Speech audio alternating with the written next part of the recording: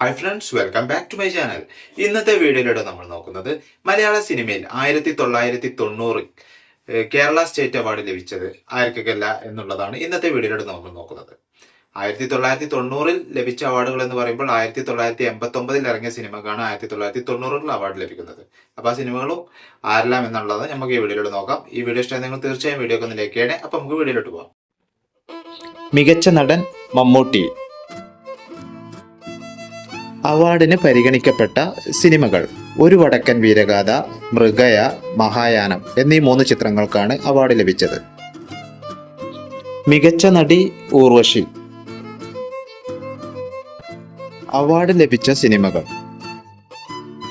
വർത്തമാനകാലം, മഴവിൽക്കാവടി. മികച്ച രണ്ടാമത്തെ നടൻ ഇന്നസെന്റ്.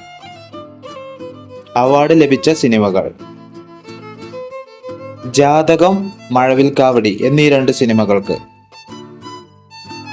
മികച്ച രണ്ടാമത്തെ നടി ഗീത. അവാർഡ് ലഭിച്ച സിനിമകൾ: ഒരു വടക്കൻ വീരഗാഥ.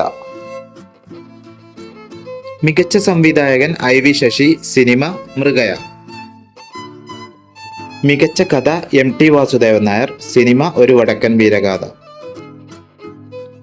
മികച്ച സംഗീത സംവിധായകൻ ജോൺസൺ.